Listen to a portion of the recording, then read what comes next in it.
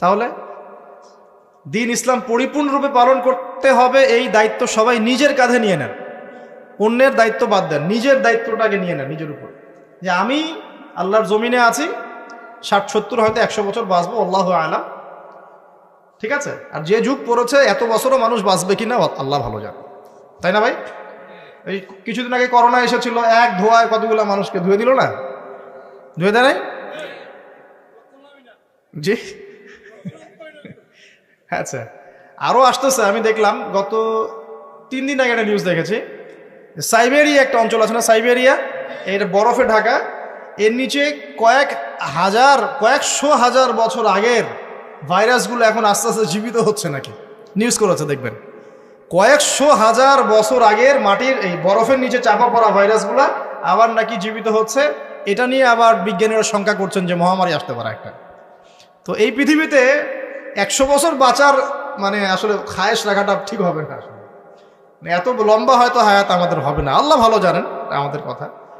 তো এখন বিষয়টা হচ্ছে যে এই যে হায়াতটুকু আল্লাহ পাক দিয়েছেন, তার মধ্যে তো 30-40 বছর অলরেডি চলেই গেল আমাদের, হয়তো সামনে পড়ে আছে 10-20 বছর, আল্লাহু আলাম। এখন নিজের উপর যদি নিজের ফরজিয়াতটা না নিয়ে আসি যে আমার দায়িত্ব দিন ইসলাম পরিপূর্ণরূপে পালন করা, তাহলে সমস্যা না ভাই? মানুষের কথা বাদ দেন, কবরে তো একাই যাওয়া লাগবে নাকি? যার যার কবরে তো একাই যাওয়া লাগবে। স্ত্রী সন্তান, বাবা মা, আত্মীয় স্বজন, নেতা নেত্রী যাবে নাকি কবরে? যারা আজকে আমাদেরকে মোহগ্রস্ত করে রেখেছে, মোহগ্রস্ত বোঝেন, দুনিয়ার মায়া মোহর মধ্যে ব্যস্ত করে রেখেছে, কেউ কি যাবে? ওই একটা হাদিস পড়লেই চোখে পানি চলে আসে, মাইয়াতকে রাখা হয় কবরে, আর মাইয়াত পায়ের খসখস শব্দ শুনতে পারে, তাকে যারা দাফন করতে আসছে তার পায়ের খসখস শব্দ সে শুনতে পারে। আল্লাহ পাক শোনায়। আল্লাহ পাক শোনালে মানুষ শুনবে না? আল্লাহ পাক যদি দেখায় মানুষ দেখবে না? তো আল্লাহ যদি কাউকে কিছু শোনান তাহলে তো সে শুনবে, সে দেখবে, সে বুঝবে। এরপরে যখন তারা চলে যায় তখন সে একা নিথর পড়ে থাকে। যদি মুমিন ব্যক্তি হয় তাহলে মাথার দিক থেকে নামাজ আসবে, এই যে ডান দিক থেকে যাকাত, বাম দিক থেকে রোজা, পায়ের দিক থেকে অন্যান্য সৎ আমলগুলো এসে তাকে সঙ্গ দিবে। ফেরেশতারা প্রশ্নোত্তর পর্ব করবেন, সে ইনশাআল্লাহ তাআলা বুক ফুলি উত্তর দিয়ে দিবে ইনশাআল্লাহ। এখন দেখেন, এই যে প্রশ্ন করা হবে মান রব্বুক, কে তোমার রব, দুনিয়াতে যে আল্লাহর দ্বীনই পালন করছে না সে কি উত্তর দিতে পারবে নাকি? মান রব্বুক, কে তোমার রব, আল্লাহর সাথে দুনিয়াতে শিরিক করছে, তো শিরিকের পাপে থাকলে কি মান রব্বুক উত্তর দিতে পারবে? জিজ্ঞেস করা হবে মা দিন, তোমার দিন কি, যে দিন ইসলাম আংশিক মানে আংশিক মানে না, উত্তর দিতে পারবে? আল্লাহ পাক বলছেন উদখুলু ফিস সিলমি কাফা, তোমরা পরিপূর্ণ রূপে ইসলামে প্রবেশ করো। আল্লাহ কি বলছেন আংশিক রূপে প্রবেশ করো? বরং আংশিকতার শাস্তি আল্লাহ পাক বলছেন, সূরা বাকারা পড়ে দেখেন 85 নম্বর আয়াত, নাম্বার বলে দিলাম 84-85। আল্লাহ বলছেন আফাতুমিনুনা বিবাদিল কিতাবি ওয়া তাকফুরুনা বিবাদ, তোমরা কি আল্লাহর কিতাবের কিছু অংশ মেনে চলবে আর কিছু অংশকে ছেড়ে দিবে? ফামা জাযাউ মান ইয়াফআলু যালিক ইল্লা খিজয়ুন ফিল হায়াতিদ দুনিয়া, যারা এরকম আদর্শে চলবে, কিতাবের কিছু অংশ মানি কিছু অংশ মানি না, আল্লাহ বলছেন দুনিয়াতেই তাদেরকে লাঞ্ছিত করে দিব আমি। এই যে পুরো বিশ্ব জুড়ে মুসলিমদের উপর লাঞ্ছনা আসে নাই, এইটাই কারণে আসছে। আমরা কিতাবের কিছু অংশ মানি কিছু অংশ মানি না। কিতাবের কিছু অংশ আমরা মানি ঠিকই, কে বলছে নামাজ রোজা হজ জাকাত আমরা মানি না? আমরা মানি তো, কিন্তু সুদটা ছাড়তে যান, দেখেন মানে কিনা। এই সুদের করাল গ্রাসে এই পুরো বিশ্বের অর্থনৈতিক সিস্টেমটা এখন হুমকির মুখে পড়ে আছে। এই যে প্রবাসীরা আপনারা এখানে আছেন অনেকে, আপনাদের রেমিটেন্স থেকেই তো চলে রিজার্ভ, এটা একটা অন্যতম সোর্স। যারা ইকোনমিক সেকশনে পড়াশোনা করেন বা করেছেন তারা জানেন, বুঝবেন এগুলো। তো এই পরিশ্রমের ফসল, মাথার ঘাম পায়ে ফেলে কি অবর্ণনীয় কষ্ট সহ্য করে যে এই কাজগুলো করে মানুষ।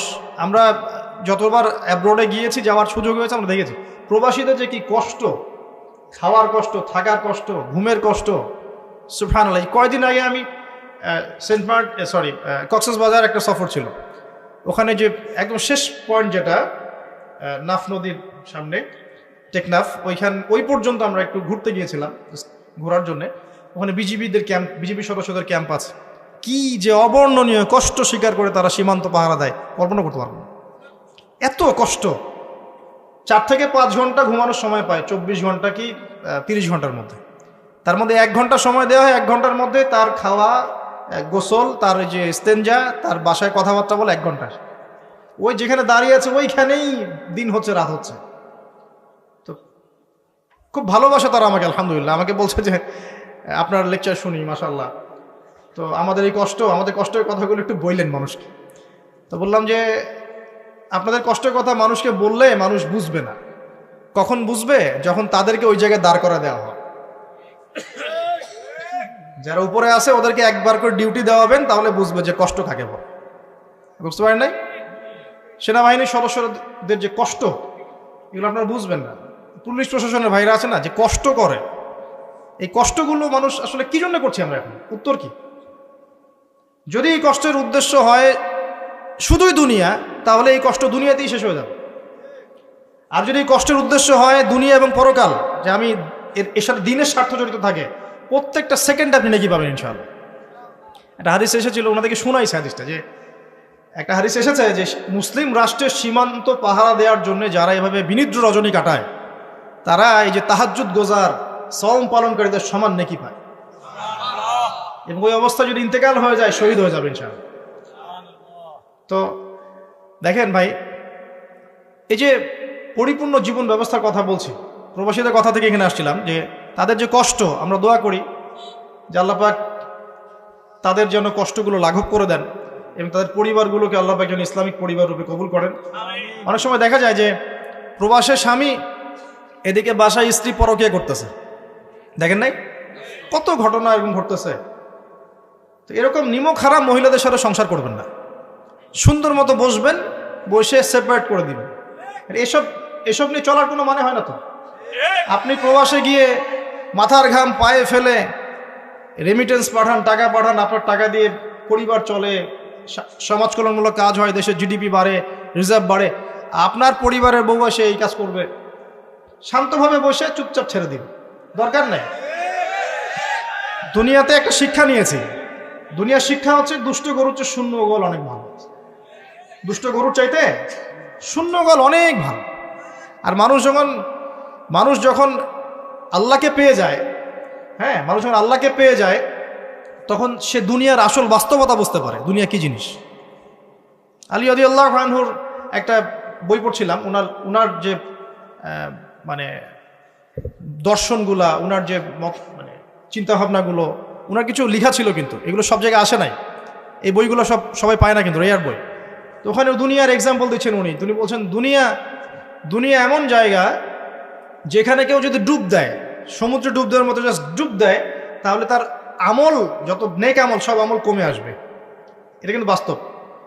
দুনিয়াতে ডুব দিবেন আপনি, দেখবেন আপনার নেক আমলগুলো কমে আসতেছে। তিনি বলছেন দুনিয়া হচ্ছে সাপের মতো। কেমন?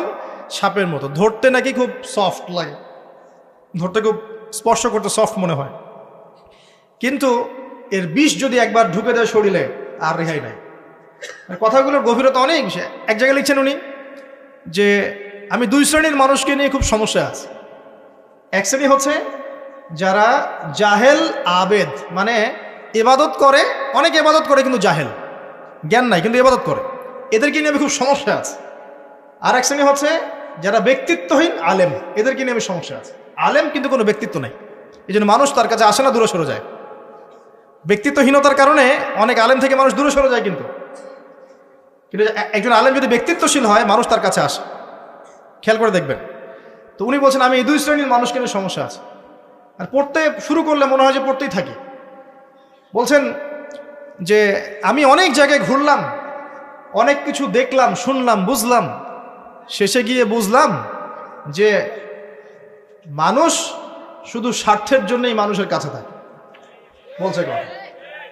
তিনি বলছেন তুমি যদি ভালোবাসাকে বাড়াতে চাও, তাহলে মানুষের সাথে খুব বেশি মেলামেশা করতে যাও, একটু কম মেলামেশা করো, একটু দূরত্বে থাকো, তোমাকে মানুষ ভালোবাসবে। আর তুমি যদি খুব বেশি ডুব দাও না, তখন তোমার মূল্য আর ব্যক্তিত্ব নষ্ট হয়ে যাবে। এক একটা কথা কতগুলো বলে শেষ নয়, অনেক আছে। এক পর্যায়ে তিনি ফাতিমা রাদিয়াল্লাহু আনহার যে ইন্তেকাল, এই ইন্তেকালকে নিয়েও 2টা লাইন লিখেছেন। এই লাইনগুলো পড়তে গিয়ে চোখ দিয়ে পানি চলে আসছে।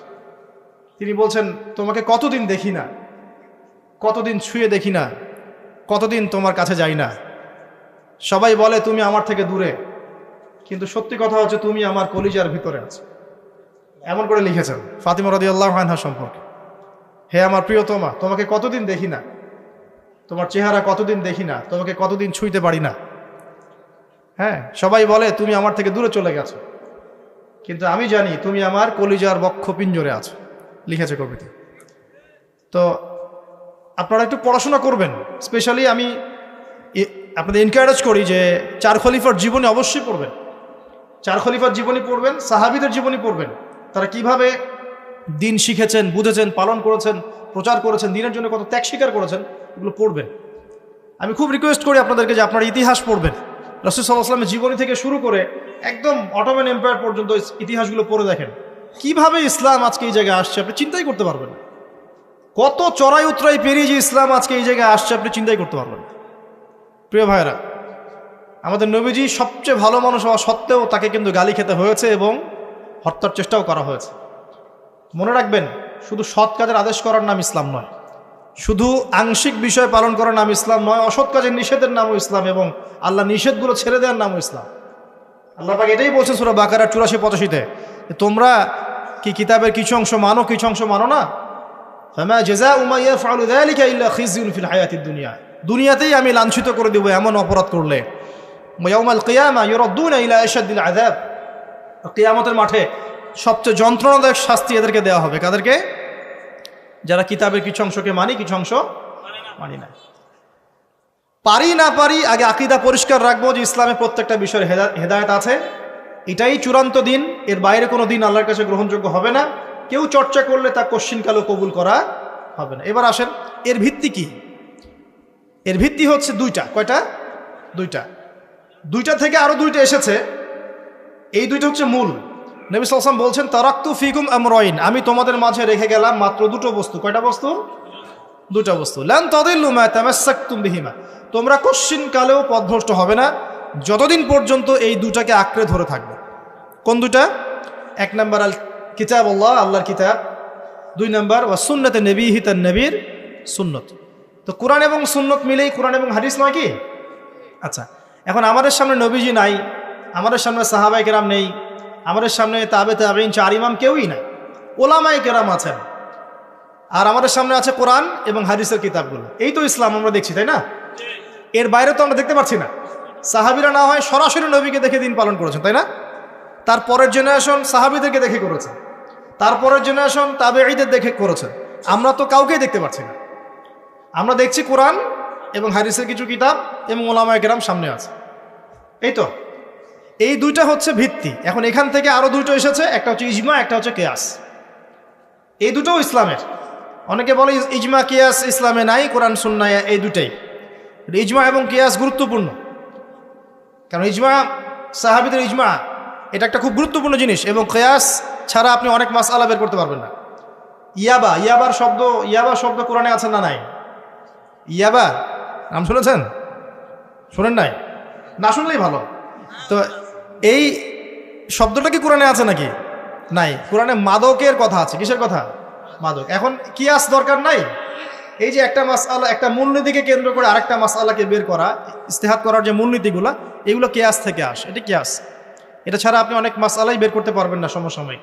তো অবশ্যই কোরআন সুন্নাহ ইজমা কিয়াস 4টাই লাগবে। এখন কথা হচ্ছে, এগুলো তো আর আমরা সরাসরি পালন করতে পারবো না। পারবো? বুঝাচ্ছি, একটু বোঝেন। মনে করেন সামনের দিনগুলোতে দেখবেন বিটকয়েন আসবে। কি কয়েন?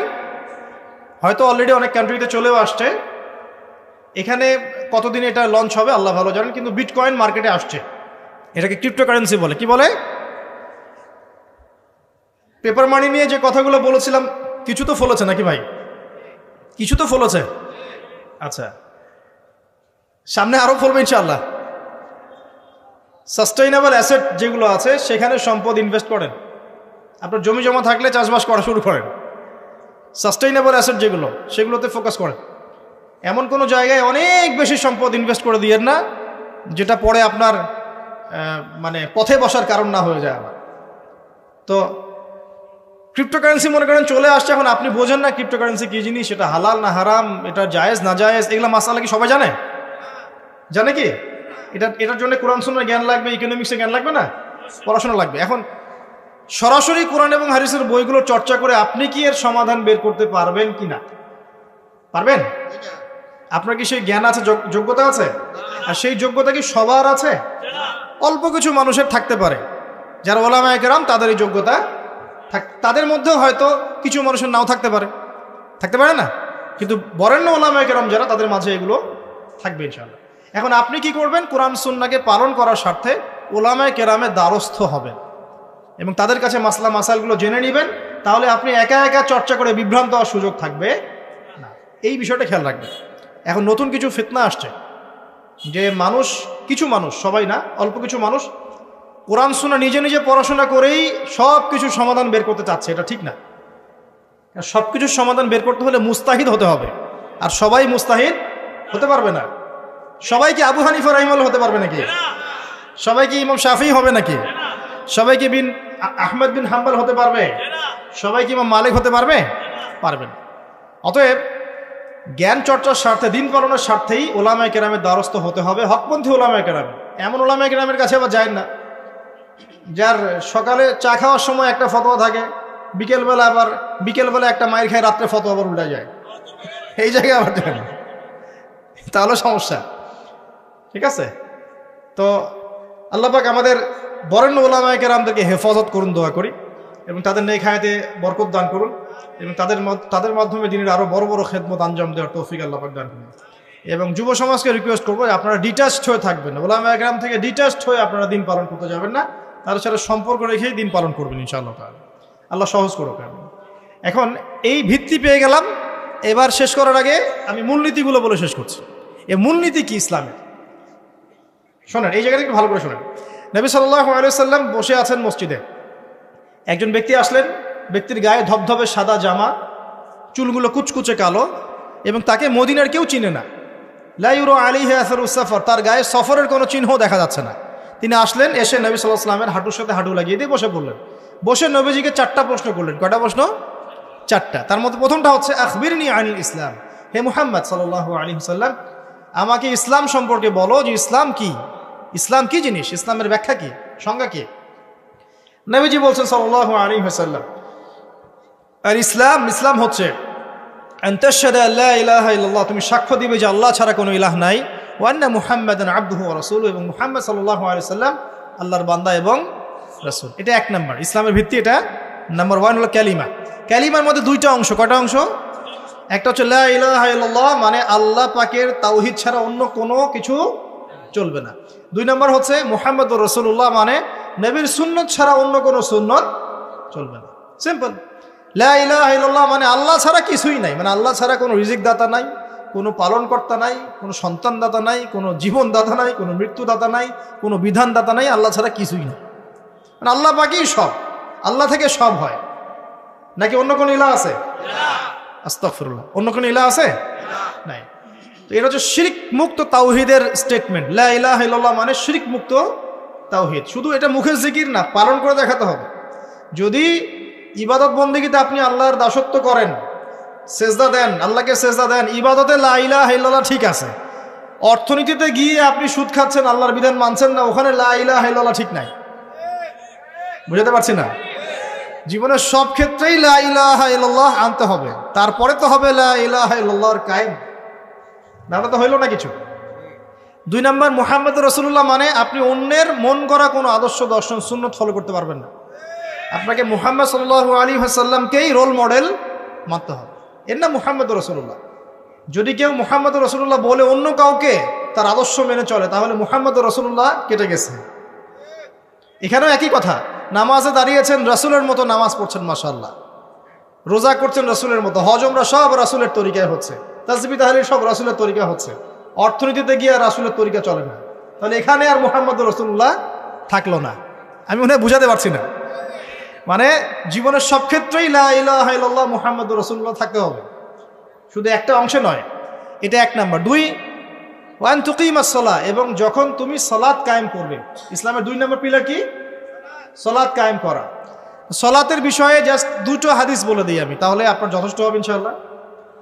একটা হাদিসে নবীজি বলছেন, মান তারাকা সালাতান মুতাআম্মিদান ফাকাদ কাফার, কেউ যদি ইচ্ছাকৃতভাবে নামাজকে ছেড়ে দেয়, সে ব্যক্তি কিন্তু কুফরি করলো। কি করলো? আমরা যারা নামাজ পড়ছি না আমরা কিন্তু কুফুরির মধ্যে আছি। মুয়াজ বিন জাবাল রাদিয়াল্লাহু আনহু নবীজি বলছেন, মান তারাকা সালাতান মুতাআম্মিদান ফাকাদ বারিআত মিন জিম্মাতিল্লাহ। কেউ যদি নামাজ ছেড়ে দেয়, ফরজ নামাজ তার উপর ছেড়ে দেয়, ত্যাগ করে, সে ব্যক্তি আল্লাহর জিম্মাদারি থেকে মুক্ত হয়ে গেল। আল্লাহর জিম্মাদারি নাই তার উপরে, আল্লাহ পাকের কোনো রেসপন্সিবিলিটি নাই তার উপরে, আর আল্লাহ ছেড়ে দিয়েছেন তাকে, যাও। একটা হাদিস আছে, বাইনা রাজুলি ওয়া বাইনা শিরকি ওয়াল কুফরি তারকুস সালাহ। একজন আল্লাহর বান্দা আর একজন কাফের মুশরিকের মাঝে পার্থক্যই নামাজ। নামাজ নাই, ইসলাম নাই। শুধু আইওয়াশ শোডাউন দিয়ে কিচ্ছু হবে না ভাই। 5 ওয়াক্ত নামাজ আগে ঠিকঠাক মতো পড়তে হবে না ভাই? আমাদের যুব সমাজ এখন রাত 3:30টায় খেলা দেখতে ওঠে, তাহাজ্জুদে ওঠার সুযোগ হচ্ছে না, ফুরসত হচ্ছে না। 3:30 4টা হলেও উঠতে হবে, অ্যালার্ম দিয়ে রাখবে, আর্জেন্টিনার খেলা আছে। কিন্তু আর 1 ঘন্টা পরে ফজরের নামাজ, ওই খেলা দেখি ঘুম, ফজরের নামাজ না। এই যে ঢাকায় দেখলেন না, ছবি দেখলে মনে হয় একটা তিল পরিমাণ জায়গা নেই মানুষের দাঁড়ানোর, পর্দার সামনে একটা তিল পরিমাণ জায়গা নেই মানুষের দাঁড়ানোর।